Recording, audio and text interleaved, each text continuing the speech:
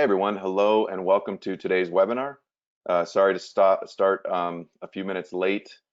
We're really glad to have you all here, and we're really excited to be talking about how to conduct inspections in high-risk environments. We don't need to wait to see if anyone's going to show up late because we are already a few minutes late, and I apologize for that. We will make sure to make up the time.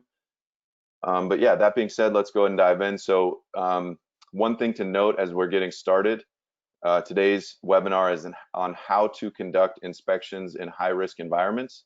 It's part one of two. Part two will be held in a month. So part one today focuses on case studies. We're going to be looking closely at some high-risk missions that our two presenters have planned and helped fly. Part two, which will be held in early December, we'll be looking at the logistics of planning drone missions in high-risk environments. So documentation, client communications, all the preparation that goes into any high-risk mission, how to plan for specific environmental concerns, and then how to do a post-evaluation to learn from the mission, gather any data that might be useful for the next mission. So make sure if you're interested in this topic, which I assume you are because you're here with us, to tune in a month as well when we do part two of this two-part series. So just a quick aside before we get started. We know that everyone out there is suffering right now in one way or another, right? These are stressful times. The pandemic certainly is growing again as we enter the winter. So we just always think it's important to acknowledge that as we get together right now, and that we're all in this experience together, and we're certainly thinking of everyone who's experiencing different obstacles throughout the world right now. So I'm really excited to have Danny Landry and Charles Ray present today. I'll tell you a lot more about them when I'm introducing them, but they are both highly experienced drone pilots who've done several different kinds of inspection missions, hundreds really, and they'll be drawing from their in-depth experience to share with you on how they plan and execute drone inspections in high-risk environments, focusing on two different case studies each, so 4 case studies total today. A quick note, please don't be shy about asking questions. If you have any question at all at any point, please just type it into the question pane, which appears in your webinar dashboard. You can also use the chat pane if you prefer, it's up to you. We'll be collecting all of your questions, copying and pasting them into a document, and making sure we address them all in the Q&A that happens at the end of the webinar. So if you don't see an answer come in right now, don't worry, we will answer your question later. Quick note on recording the webinar. We are recording, and the replay will be available within the next 24 hours after we finish. We just wait for the video to be processed, and then we post it, and we'll also be emailing you with a link to that recording. So it's a common question we get. Just want to make sure that you're reassured. If you want to review the webinar or share it with colleagues, we will be sending that recording out. We'll also be sharing the slides.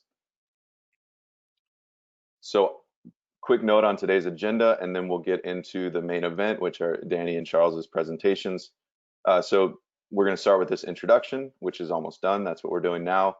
Then Danny Landry from Premium Inspection and Testing will be presenting for about 15 minutes, looking at 2 case studies focused on one on a water hazard consideration, another on operating in a hydrocarbon atmosphere. And then Charles Ray from Flyability will be presenting after Danny. He's going to be looking at a mine case study and a decommissioned nuclear power plant case study. And the second one was a mission that we flew at Chernobyl.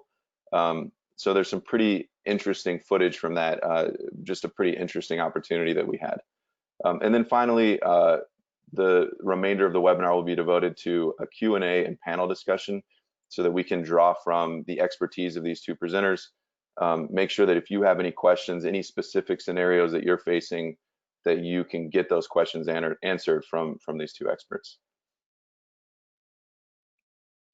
So all that being said, I'm really excited to introduce Danny Landry. Danny Landry, he's the unmanned operations manager at Premium Inspection and Testing, where he's the VP of Business Development and Marketing as well. And he's the former owner of Landbros Aerial. Danny has extensive experience flying both the Helios 1 and the Helios 2, as well as most commercially available hobby and commercial aircrafts. His company was an early adopter of the Helios 1 in 2016 when we were first getting started, and they currently operate 5 Helios 1s and 2s in total. So throughout the years, Danny and his team have serviced the majority of refinery and petrochemical facilities throughout the entire US, and they've gained valuable learning and feedback from those experiences. Specifically, he has extensive experience flying in high-risk environments, which is why he's perfect for today's topic. And he actually led a webinar on mitigating intrinsic safety with us a few months back. The replay of that webinar is available. I'll show you the title when we go over some of the previous webinars toward the end of this event, but you can always find recordings on our website if you go to the events and webinars page, and you can see the webinar that Danny did on mitigating intrinsic safety.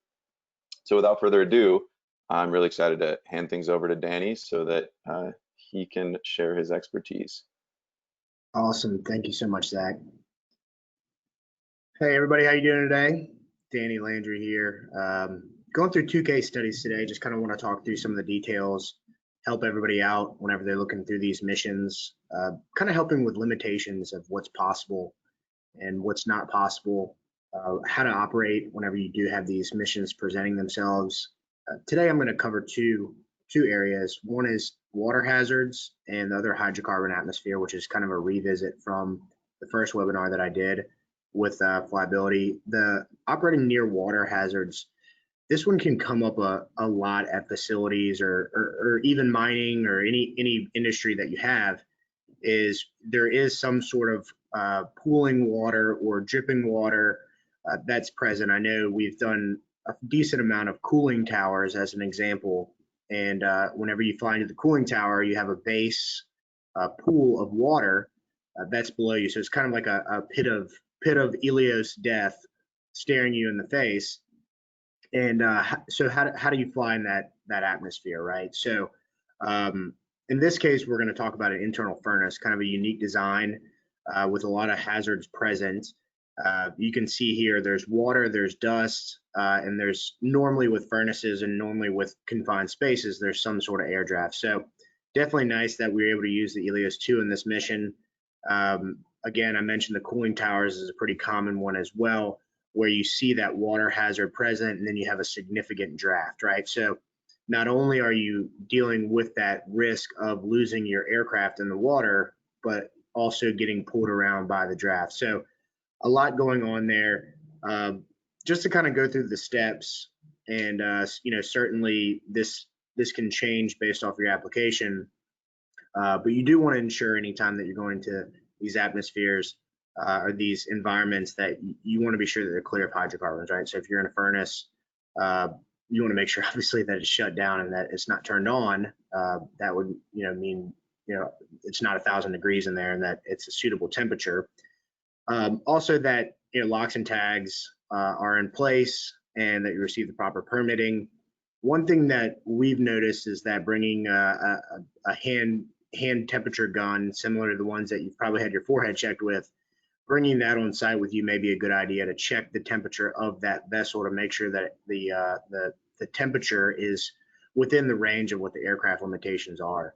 So if you fly in an area that's too hot, you would void your warranty and damage your aircraft. So a lot of factors there. Also consider where you're flying at. If I'm based in South Louisiana, United States, it gets very hot here. So you may already be in a very warm atmosphere, and then you're flying into a warmer atmosphere.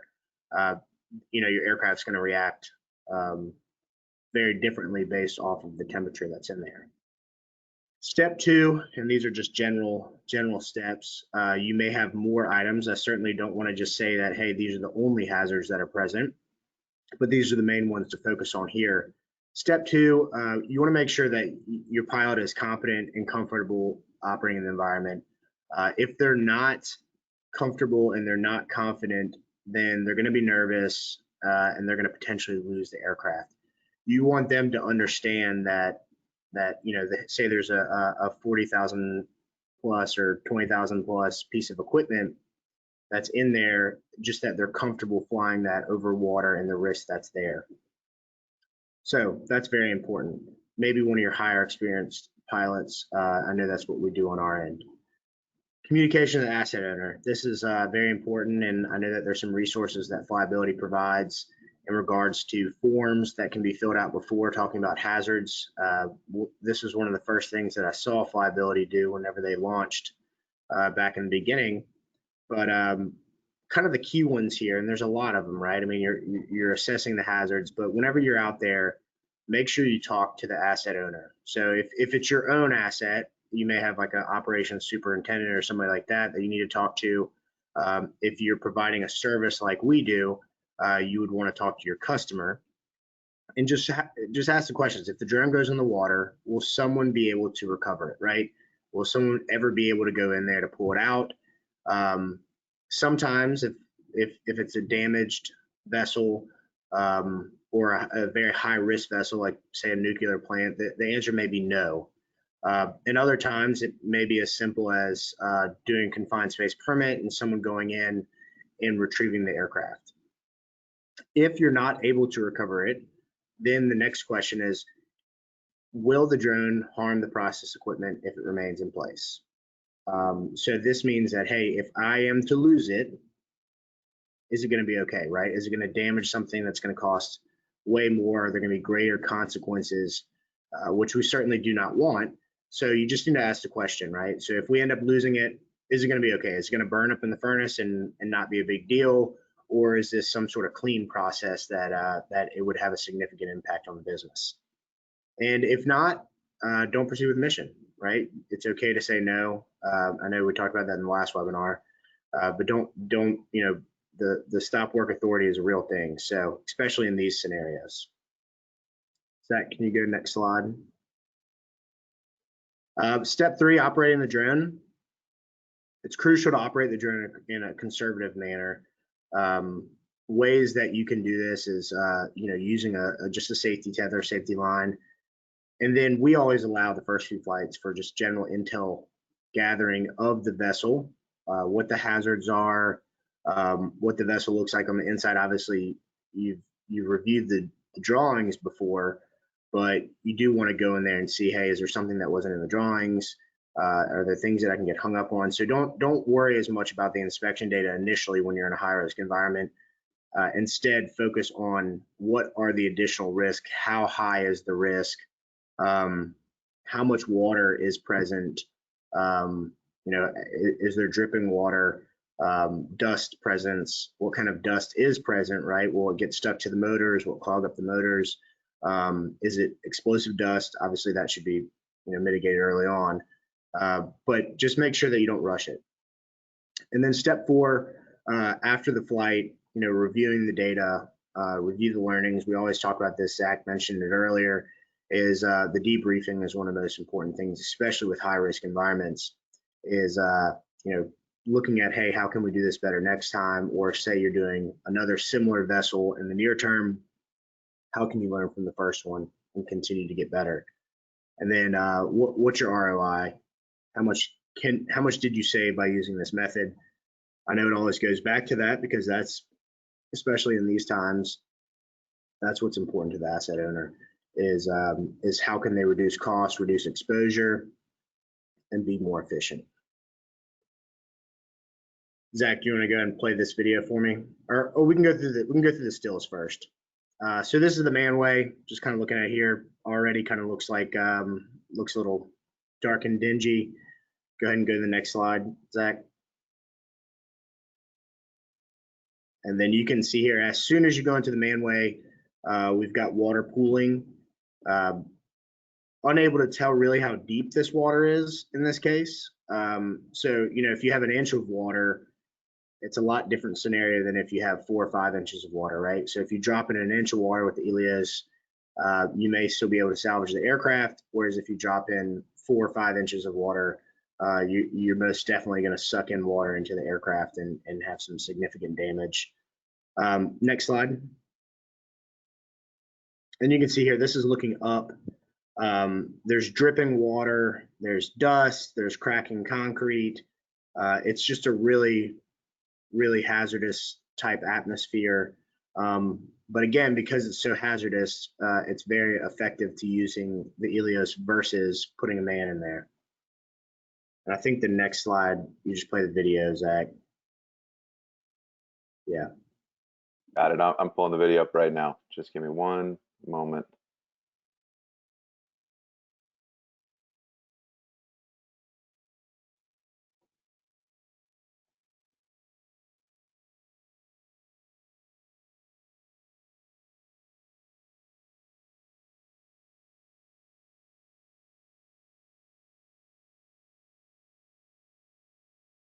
And just watching it here as we fly into the vessel, you can see here there's some dust. Some of the dust is going into the water. You can see the dripping there of the water. So when you're flying, make sure to avoid the dripping water, obviously. And you can see here, there's still some dust, but for the most part, it's really just, I would say, more of an intimidation, right? I mean, with the Ilios 1, you may have a little bit more of a struggle flying in this area, but with the Ilios 2, you're able to control your height a little bit better. As you can see flying through here, it's very controlled. We can kind of look up, we can look down. The whole time there is water beneath us, so we certainly want to be aware of that. If we were to lose connection or lose power, the consequences would be great, right?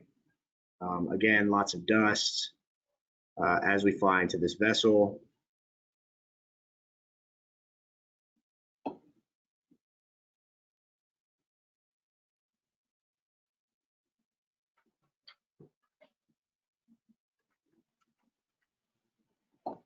We kind of see now at this point, this is not the recon flight. This is actually, once we're going in here, we're looking at some of the cracking.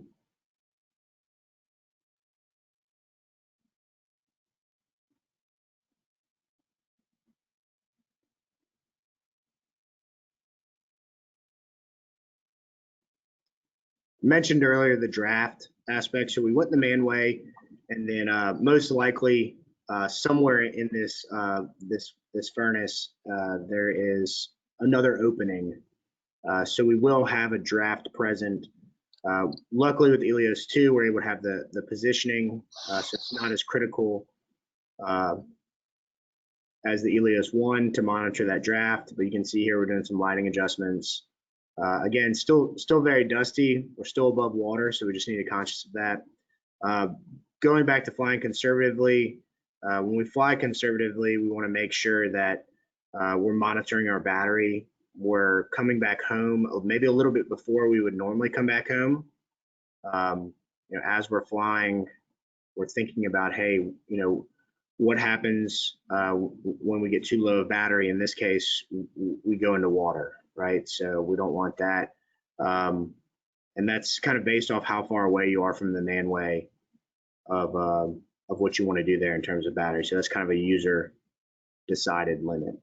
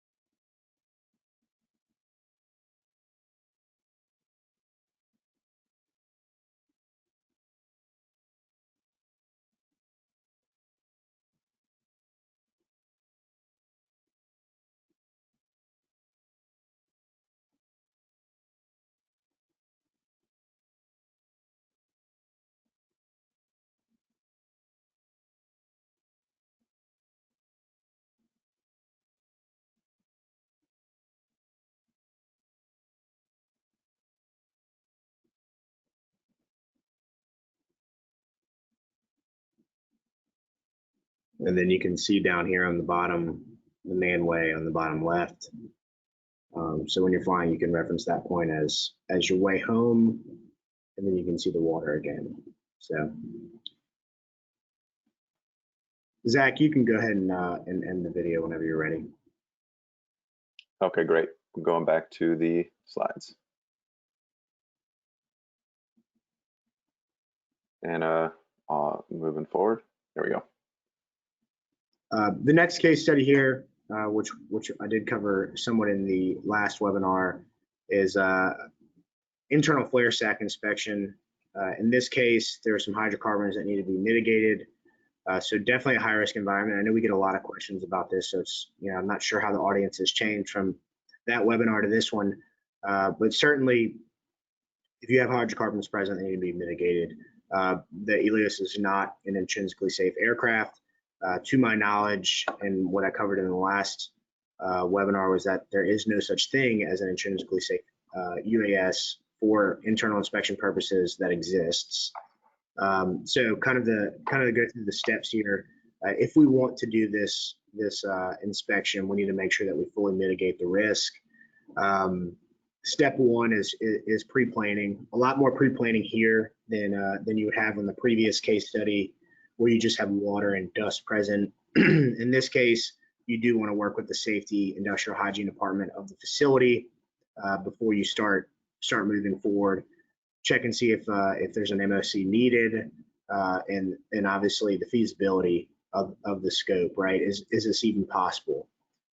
You don't want to promise somebody that you can do these sort of missions until you can really have those conversations and review what the scenario is, because a lot of times you just aren't able to do it. We get a lot of questions about tanks that have liquid in them, hydrocarbons, and people want to fly the drone in there, and those you really wouldn't want to do, right? So just be aware of that. Step two, once you realize that, hey, maybe it's possible, looks like it's possible, you want to clean and clear the vessel of all hydrocarbons. So cleaning is one of the biggest challenges we have, is that we'll show up to a site and the vessel was supposed to be clean, and it's really not clean. And clean is such a gray area that make sure that you're communicating to the customer or to whoever's cleaning the vessel the level in which of cleanliness that you need, right? So depending on and that depends on the scope that you have as well. And then putting the vessel under a nitrogen purge. That's normally the most common method to mitigate the hydrocarbons. Once you have it under a nitrogen purge, then you'd want to have gas tested at multiple points and ensure that the LAL is at an acceptable level based on the procedure that's in place. And then proper permitting. So every facility or company is going to have different permitting requirements. So you want to make sure that that's covered. Next slide. Step four, energizing the aircraft, completing the mission, collecting the data, which was the purpose of the mission. And then in step five, debrief, just as before, calculate the ROI and additional best practices. And make sure to ask for the waiver for the aircraft damage, because anytime you have a high risk atmosphere, that's something that you want to talk about. Avoiding the charging of batteries, spark producing activities when there are hydrocarbons on site. And just like the first case study, prepare for the worst, do not take chances, operate conservatively, and do not be afraid to use your stop work authority. Can you go ahead and play the video, Zach? You got it, just one moment.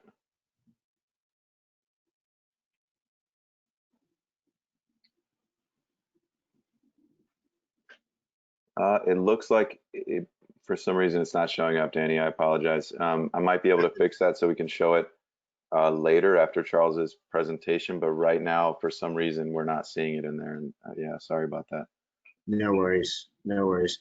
Well, certainly, everybody, I appreciate it. I'm really excited to see Charles's presentation here. And if you have any questions, please make sure that you submit them through the chat and let me know. Reach out to me if you have any questions.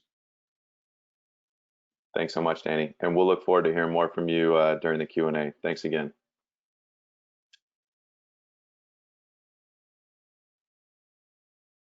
Okay, so I'm excited to introduce Charles Ray, our second presenter today. Charles works here at Flyability. He's a colleague of mine. He's been at Flyability since the beginning, really since the company was founded almost 5 years ago. He is a training manager and a drone pilot. He's conducted many, many inspections, demonstrations, and trainings with both the Helios 1 and the Helios 2. He's done trainings of groups as big as 400 people in environments such as container ships, ship ballast and holds, gold and nickel mines, sewers, offshore oil rigs, many other high-risk scenarios as well. Today, Charles is going to be sharing two different case studies, one focused on mining and the other focused on a mission that he did at Chernobyl to inspect the decommissioned nuclear power plant that's located there, with some really interesting footage to share. So yeah, without further ado, I am excited to hand things over to Charles. Great, thank you very much, Zach. Good morning, everyone. So I will talk about two use cases, but all of them are in dangerous environments. So what do we consider as dangerous in terms of environment? You can change the slide, Zach, please. So dangerous could be at height, in unsecure ground, unstable ground, toxic, harmful, corrosive, biohazard, oxidizing, explosive, inflammable, even radioactive, and that's only some of the risks that you can have and some environment in which you can fly. So the common thing with all those situations is that if you want to have a successful inspection, you need to get prepared for this inspection. And the preparation is not just the day of the inspection, but it can start weeks before the inspection. Zach, next slide, please. So we are using a checklist who goes over 4 sections of time. So weeks before the inspection, the day before the inspection, the day of the inspection, and the day after the inspection. So in the presentation, in red, you have the 4 checklist. It's a link. You can download the checklist if needed at the end of the presentation. So weeks before the inspection, what you would try to do is to collect and analyze as much information as possible. So could be the blueprint, could be pictures, could be explanation from the asset owner. The purpose of that is really to understand the situation and the environment to make sure that you will be able to reach the expectation of your customer. Some use case will be difficult, some will be impossible, and some will be extremely easy when you use Helios 2, because you can fly quickly to different spots and get information by removing all the risk for the workers.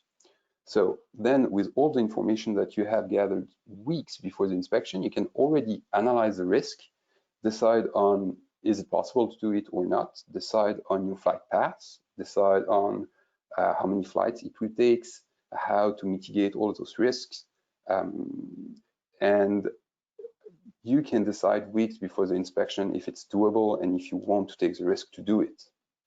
Then when that is decided, you have the day before the inspection. It's supposed to be just a simple material check because everything is already planned. For the day of the inspection, you should try to follow the established plan just because the better you are prepared, the easier it will be to do your inspection, to be able to react to different situations if something changes, and to get prepared to change your plan as quickly as possible if needed. The day after the inspection, you should only process your data and check the material, put your battery in storage mode, and make sure that your drone is in good condition for your next job. Zach, could you please change the slide? So today, as Zach said, I will talk about 2 use cases. The ORPAS. Zach, you can change the slide too. A blockage in an ORPAS. We will see 2 videos of that in different mines, and the decommissioned nuclear power plant in Chernobyl. Next slide, please. Again, next slide, please. So the ORPAS. So the problem in the two inspections we will talk today was that there were a hang-up in the ORPAS. The objective of our inspection was really to locate this hang-up, to be able to tell our customer where it is exactly, so we can decide what would be the best strategy to unblock it. As you will see in the coming slide, there are lots of risk in this kind of use cases because you have tons and hundreds of tons of material who are just hanging in the air, not knowing if it's going to be unblocked because of a small earthquake or just because of time. So it's extremely dangerous to be under there. Zach, you could go to the next slide. So for this mission, the intel we gathered before the inspection, we wanted to know the size of the path actually and the diameter to know how far it could be. Worst scenario, how far in the ore path we would have to fly. It's different if it's 2,000 feet or just 300 feet. Our strategy in terms of flight paths, flight route, flight paths will be completely different if it's a very long, very high path, or if it's a small one. We tried to understand where we could locate or position the pilots due to the risk in an ore path, the distance from the ore path to the pilot's position, how we will orient the antenna of the drone. Will it be enough with just the normal antenna? What have been tried before? There are different techniques to release an ore path. They could be some explosive that could have been put in place. They could release some water at the top of the ore path that would increase the weight of the blockage, and it could release the hangout. Most of the time, that's how they do. In the second video you will see today, they already threw about 800 cubic meter of water in it, and they did that a couple of times.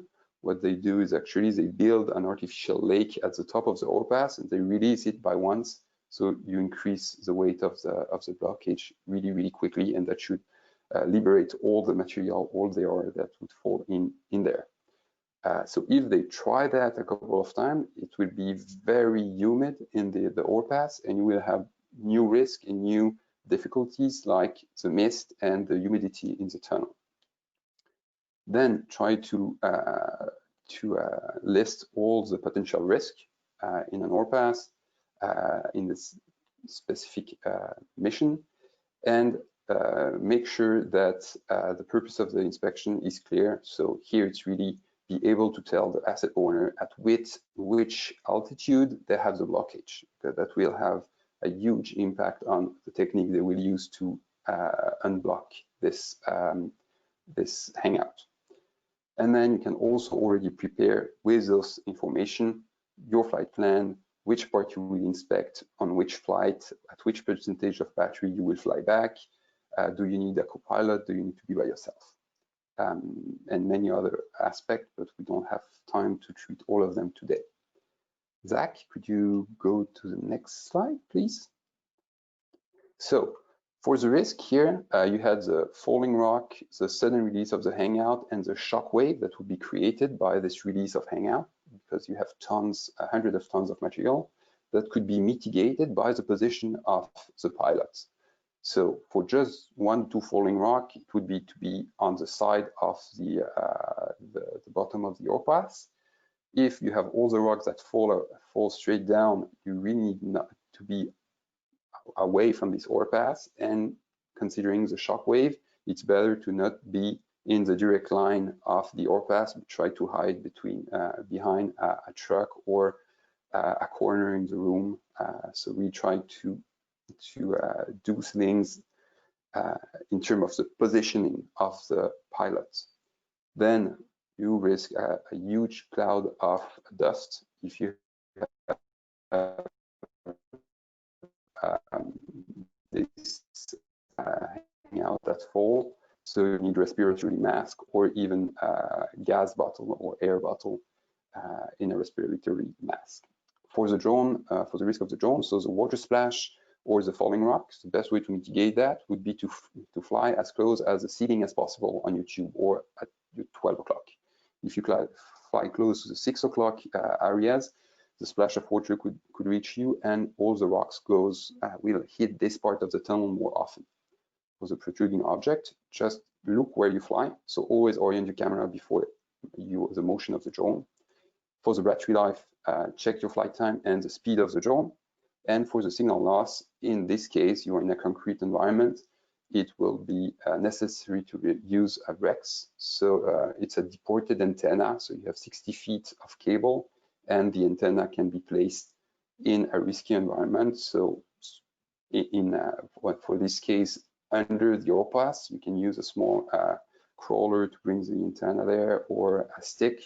The purpose is to have a perfect signal in all the overpass when you have the pilot who is positioned in a safety environment. Next slide, please.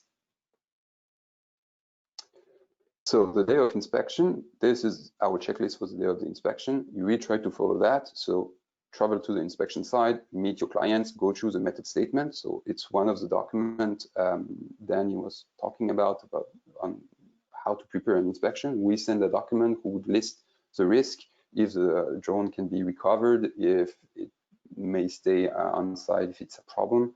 And we'll just take this document again when we're on site, just to check with the asset owner if it's still the same condition, and just to make sure that the risks are the same as what we decided weeks earlier. Then when you're good, you prepare your drone, you go through your checklist just to make sure that the propeller are tight, the drone is in good condition, everything, and you do your reconnaissance flight. So for us, a reconnaissance flight is a really quick, short flight, not more than 2-3 minutes, where you will fly over the area you want to inspect. So in the example of the overpass, we would not go in the overpass, but we fly under it to feel if you have wind draft, dust, if the connection is good, just to make sure that the condition at the base of the overpass is good. Then if you want to review your video, your flight, you can check your recording on your tablet or on your computer. If you are good with this condition and you are happy with that, just have a look at, just start your inspection and try to follow the steps. By the end of the day, we just recommend that you check on your computer that all the flights have been recorded, just to make sure you don't have to go back because one flight had a problem, or if you are not happy with the quality, you just check before you leave. You can go to the next slide, Zach, please. I think it's the video. Yeah, you can play the video, please, of the overpass. No problem, pulling it up now. Thank you.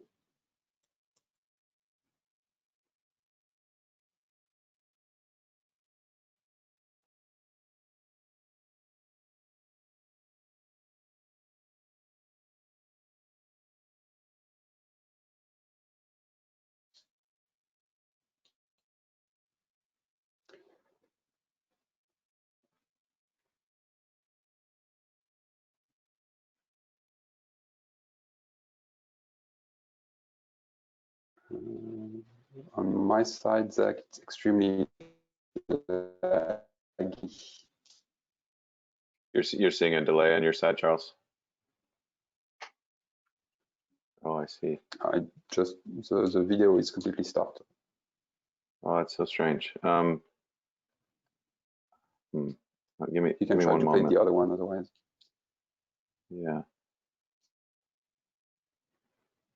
Oh, yeah, I'll try the other one. I think, yeah, I'm not sure what's going on. Let's see how this one does.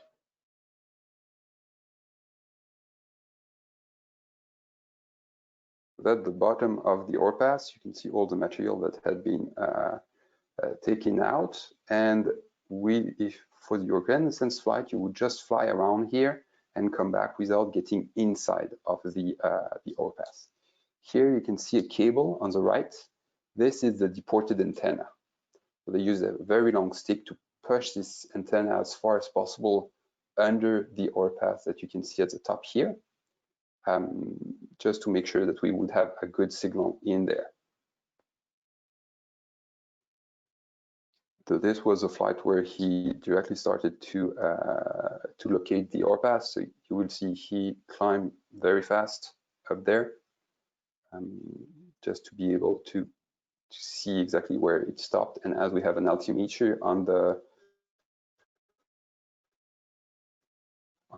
drone, he could say that which altitude the blockage was.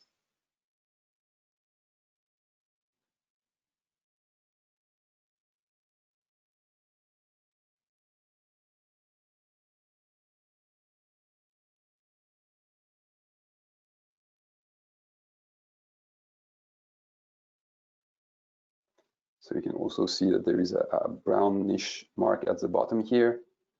It's the water that they try to put in the ore pass to release the blockage, and it's still dripping, so that could be a risk for the drone.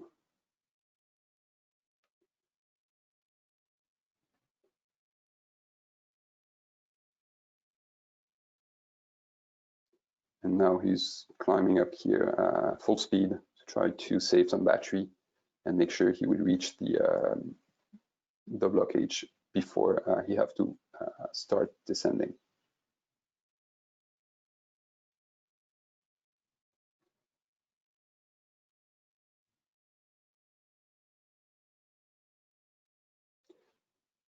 And here you can see the blockage, but it's really hanging up here, and there is no visual reason why it's blocked actually. But we could tell the asset owner at which altitude it was blocked. And actually what they did was to dig another very small tunnel, about 10-inch in diameter, parallel to the hole, and they put some explosive in there to be able to release all this this blockage.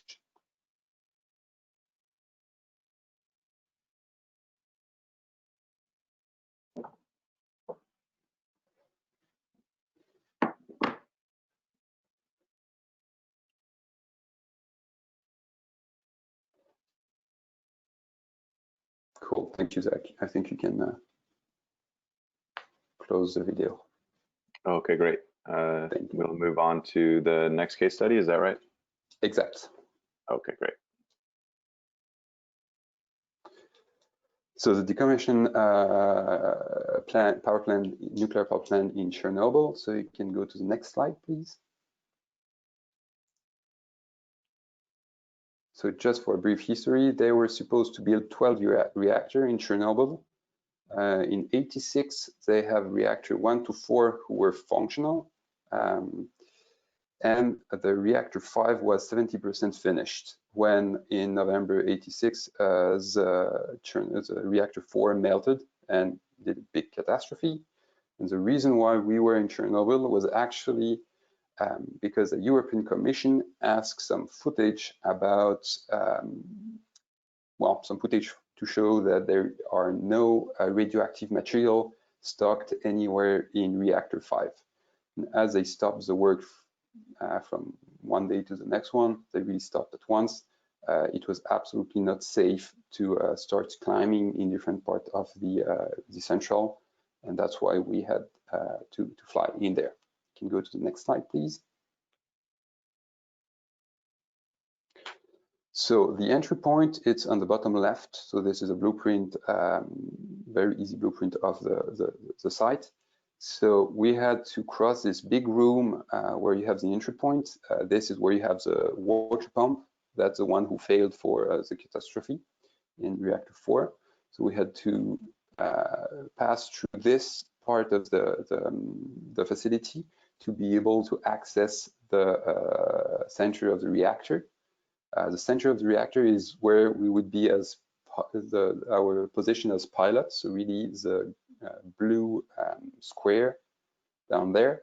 And we had to inspect the 2 places who are, not sure about the name in English, but cooling areas for radioactive material. So we had to fly from the bottom here all the way to those 2 reactors. In the video you will see in a couple of minutes, you will see our first flight who was passing through the pumps, water pumps. And then the second part of the video, you will see the drone taking off from the center of the reactor. You will see the big LED panel on the site who were already installed before they stopped. And we fly all, through this big area. We can go to the next slide, please. So for the risk, you had falling objects. So we did a RECO flight for every big room. We would have to walk through to access the central point of the central. We did a RECO flight before. Then broken access, we had a guide to take us through the central. He was an old worker who helped build the central. For the radioactivity, we had all Geiger counter and evacuation route. Well, we tried to remember where we walk, but we also had the help of the guide. And for the drones, the falling objects, so trying not to have any contact with the ceiling to make sure nothing would fall. Protruding object, you look where you fly. Battery life, check at all time for the speed and the time. And for the signal loss, that was a pretty big problem because everything is in concrete and reinforced. So the signal we could lose the signal very quickly. And in some area, we would not have been able to recover the drone. So I used a Copilot who had the tablet where you can Wi-Fi the image. And he was really telling me every 5 seconds how was my signal. And he was communicating with the guide just to make sure that I was flying in the right area. Next slide, please. It was a video, sorry. You can start the video. Got it. No, yeah, no problem. Sorry about that. I'll pull the video up right now.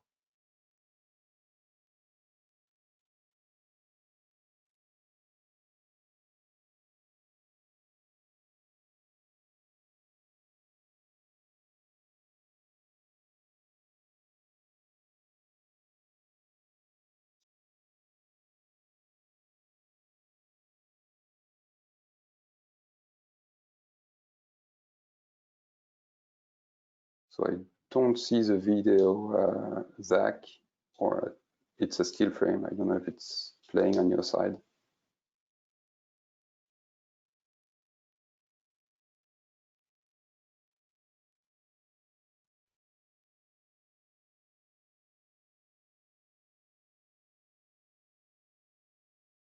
Okay, so here you can see the big crane that was left on site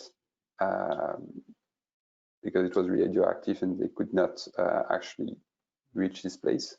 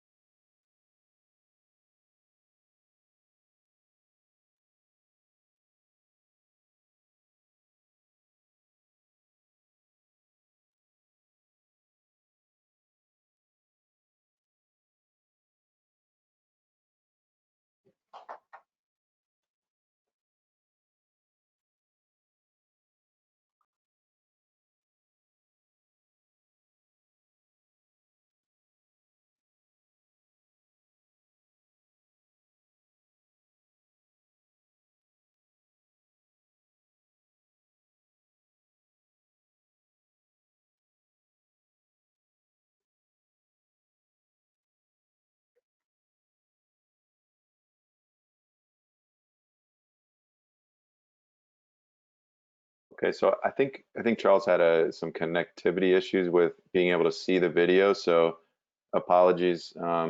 It, limits his ability to talk over what we saw, but I think we all just saw that footage, sort of giving us an up close idea of what the mission looked like when Charles was there flying at Chernobyl for Reactor 5.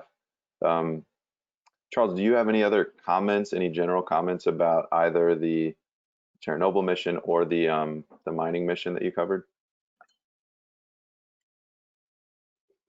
Maybe one about the Chernobyl. I hope that you saw the video, but when we started from the reactor 5, from the middle, actually we would have completely lost the signal if the roof was not in steel. As everything is in concrete and absorbs the signal around us, we were only able to do this inspection because the signal was actually bouncing on the ceiling and going straight down to the place where we were flying. Actually, we cut the video before because it took a lot of time to reach the bottom of one of those water pool, but we got down really deep in one of those water pool, and it's only because we had reflective material in some part of the central that we could reach those parts. But that's all for me. Got it. Thanks so much, Charles, and thank you for your entire presentation. I really appreciate it. So I know we're behind. We're going to get to the Q&A in just a moment. Just a quick reminder, we've done several webinars over the last several months. So if you're interested, go to our website, the events and webinars page, and we'll also be emailing you after this with a link that will go to the events and webinars page. One other thing to mention, Danny's presentation on how to mitigate intrinsic safety, right here in the middle of this slide. Definitely want to check out if this is a topic that you're interested in. And all that being said, let's go ahead and dive into the Q&A. One last thing to note, you'll see here on the screen contact information. So if you have an inspection services need, Danny is an inspections expert, so reach out to Danny. If you have a training or Elios 2 use need, reach out to Charles. If you're interested in buying an Elios 2 or an Elios 1, reach out to Junio, whose contact information appears here on the bottom of this slide. So Charles and Danny, can you guys turn on your cameras, and we're going to do a brief Q&A. So we have some questions, Charles, for you about the Chernobyl mission. One is if there was any radioactivity concerns with the drone, impacting the drone operation, anything like that. So no, where we flew, there were none. When we were putting the Geiger counter on the floor, it was beeping, but in the air, it was not a problem. And we were not flying in a place where radioactive material had been stocked, so no problem. Got it. Okay. And then another question about the Chernobyl mission. Oh, I'm sorry. So the question about radioactivity was from Jim, and he just clarified. He said he wasn't talking actually about the drone and radioactivity, but just about being physically present on the site. How did they convince you that it was safe to go there? Did you feel safe while you were conducting the mission? Did you or your teammates have any radioactivity concerns? Given the history there, that's what Jim was asking, and so just to clarify.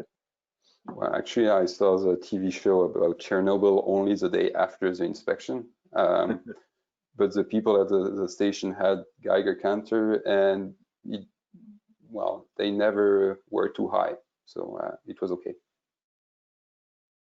And we had instruction about not drinking water, not sitting on the floor, not touching any wall, those kind of things. Got it. Definitely high stress, I would imagine. But Jim has another question about the Chernobyl mission. How did you manage the range extender position and the signal throughout the Chernobyl site? I think I kind of answered the question in a way. So I had a co-pilot who was really telling me every 5 seconds if the signal was good. And due to the steel ceiling, I had no need of a range extender. Range extender is really useful when you fly in concrete environments where you don't want to get in there, but you just put the antenna in there. So for sewers, ore paths, and mining use cases. Got it. Thank you. Excellent. We have a question for Danny. Manuel is wondering, how do you tether the drone? What kind of string or rope or other material do you use? Good question. So we use a plastic tether. It's really just a safety tether. Obviously, there's no power or anything going through there. You do have to be careful about it. You want to use something that's rigid enough so that it won't actually go into the cage, right? So when we started using the tethers, and I know I've brought up this before, it's not necessarily a flyability approved practice, but we messed around with like fishing line and things like that. And the fishing line, the problem is it's not rigid enough, right? So it's strong enough but not rigid enough. Same thing with like steel cable, it gets too heavy. So something like a weed eater cord is really what works well, because it's light. You will notice that as you fly, as you go higher and higher up, like you probably wouldn't be able to use it on that mission for the ore pass because the weight would be too strong once you got up that high. But again, really, we just use it when we're trying to grab intel to see what kind of hazards are present, and to see if it's safe to go without a tether. So it's kind of just like a safeguard and being conservative on our end. Thanks so much, Danny. Mark is sharing a best practice that he has come up with for tethers. He just says we found that putting shrink wrap on the fishing line closest to the drone makes it rigid enough to not get sucked into the cage. So just a tip from Mark. Thanks, Mark. That's a great. Yeah. We have a question from Akram about operating in sewers or tanks. Akram is wondering about about doing drone missions in those environments, given that there might be the lingering presence of gas. I'm not sure, Danny or Charles, would whoever wants to take that one. Yeah, I can do that one, and then Charles, maybe you can add to it. It has been a challenge with sewers, right? Because what I showed you earlier was a confined space that you could essentially seal off and purge, whereas a sewer, you've got many outlet locations, so it's very difficult to put it under a nitrogen purge. It would take a whole lot of nitrogen and be very expensive.